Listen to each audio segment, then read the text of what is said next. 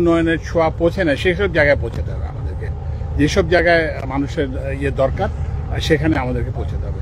তো ওই জন্যই এটা প্রচেষ্টা। এবং এই যে সন্দ্বীপেরটাকে আমরা একটা টেস্ট কেস হিসেবে দেখতেছি। এরপরে আমরা অন্যান্য যেসব বিচ্ছিন্ন জেলা, আমরা যেমন ভোলাতে ব্রিজের চিন্তা করতেছি। তারপরে ওই যে সন্দ্বীপের ব্যাপারও এটা কতটা হয় এটা দেখে পরে হয়তো একটা সড়ক যোগাযোগেরও আমরা চিন্তা করব। কিন্তু একটা জিনিস মনে রাখতে হবে যে আপনাদের মনে রাখতে হবে যে সড়ক নির্মাণ খুব ব্যয়বহুল। তো ওই জন্য ওখানে যদি কোনো অর্থনৈতিক ক্রিয়াকাণ্ড না হয় তাহলে কিন্তু যে আপনার সড়কের যে বিনিয়োগ সেটা ঠিক হবে না। যেমন ধরেন ভোলাতে আমরা এখন কেন দ্বীপের কথা চিন্তা করতেছি, ব্রিজের কথা কেন চিন্তা করছি, কারণ হচ্ছে ওখানে গ্যাস পাওয়া গেছে বুঝছেন। ওই জন্য ওখানে মানুষের যাতায়াতের প্রয়োজন বাড়ছে, ওখানে শিল্প হবে, সেখানে যাতায়াতের। তো ওই জন্য এখন আপনি খিচুড়ি পিঠা খেতে সন্দ্বীপ যাবেন, এটার জন্য তো সরকার 10-15 হাজার কোটি টাকা দিয়ে করবে না। এটা করলে অন্যায় হবে, কারণ সরকারের তো সীমিত সম্পদ আছে। এবং এটা শুধু সন্দ্বীপের লোকের জন্য না, কিংবা সন্দ্বীপের উপদেষ্টার পছন্দের উপর না, যেখানে যত জায়গায় মানুষের প্রয়োজন আছে। ওই জন্য আমরা উন্নয়নকে মানুষের দোরগোড়ায় পৌঁছে দিতে চাই।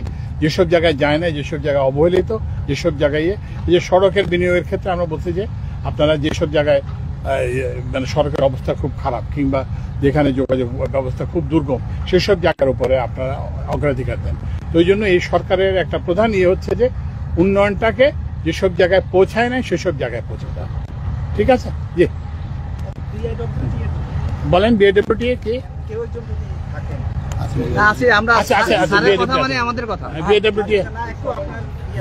বলেন? আপনাদের এই কার্যক্রম নিয়ে একটু বলবেন, কত নাগাদ চালু হতে পারে? না, এটা উনি বলবেন, এই যে আমাদের উনি বলবেন এবং ব্রিগেডিয়ার সাহেব বলবেন, এবং ওই যে পরে বিএডব্লিউ যোগ করবেন। আসসালামু আলাইকুম। আমরা সেনাবাহিনীর পক্ষ থেকে এই কাজটা অ্যাপ্রোচ রোড যেটা আছে দুই পাশে, আমরা এই কাজটাকে করছি। আমরা টার্গেট নিয়েছি যে 10 তারিখ, মার্চের 10 তারিখের মধ্যে এটা ইনশাল্লাহ অপারেশনাল জন্য প্রস্তুত হবে।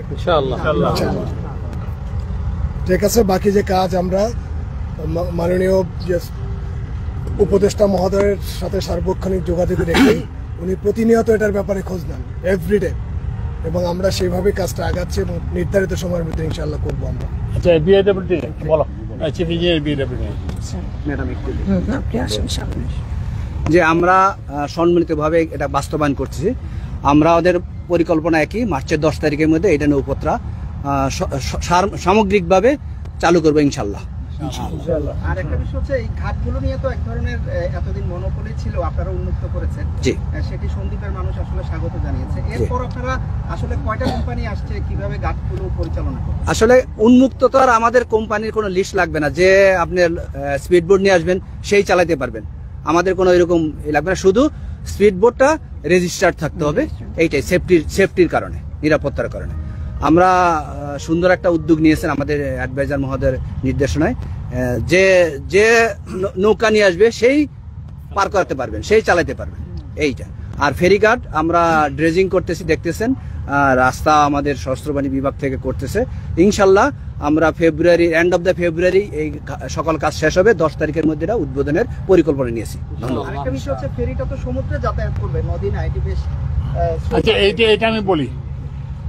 এইটা হচ্ছে যে মানে প্রথম কথা হচ্ছে কি যে আপনি তো শুরু করতে হবে জিনিসটা, বুঝছেন?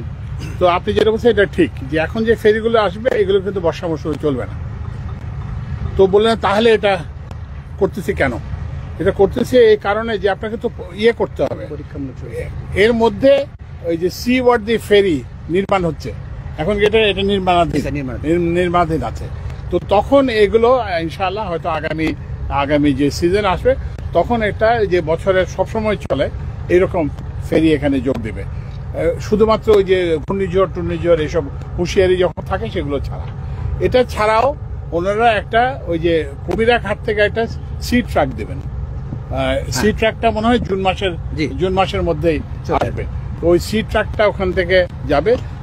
মানে আমরা শুধু একটা সামান্য জিনিস অর্জন করার চেষ্টা করতে, সেটা হচ্ছে মানুষ যাতে একটা শুকনা থেকে শুকনায় নামতে পারে, নিরাপদে নামতে পারে, জীবনহানি না হয়, এবং হচ্ছে যে এই মা বোনেরা যাতে অপমানিত লাঞ্ছিত যাতে না হয়।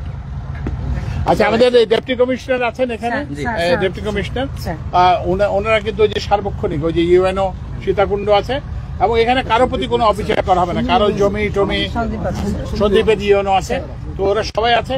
তো এই জন্য এখানে কারো প্রতি কোনো অন্যায় অবিচার করা হবে না, একজনের সুবিধা করতে যে আরেকজনের অসুবিধা করা হবে না। তো এই জন্য ওনারা কিন্তু এটা সার্বক্ষণিক নজরদারিতে রাখবেন।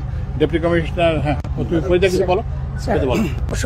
স্যার যেভাবে বলেছেন, যদি এই সুবিধার আওতায় যদি কেউ থেকে এবং কেউ যদি জায়গা জমি নিয়ে ক্ষতিগ্রস্ত হয়, তাহলে আমরা বলেছি যে আমাদের সঙ্গে যোগাযোগ করবে, আমার লোকাল ইউনো আছে তার সঙ্গে যোগাযোগ করবে, আমরা অবশ্যই ক্ষতিপূরণের ব্যবস্থা করব। এবং আমরা আশা করছি যে মাননীয় প্রধান উপদেষ্টার নির্দেশনায় স্যাররা যে কার্যক্রমটা হাতে নিয়েছেন, এটা ইনশাল্লাহ আগামী মার্চের 10 তারিখে এটা উৎসবমুখর পরিবেশে উদ্বোধন হবে। আমরা ইনশাল্লাহ সেই অপেক্ষায় আছি।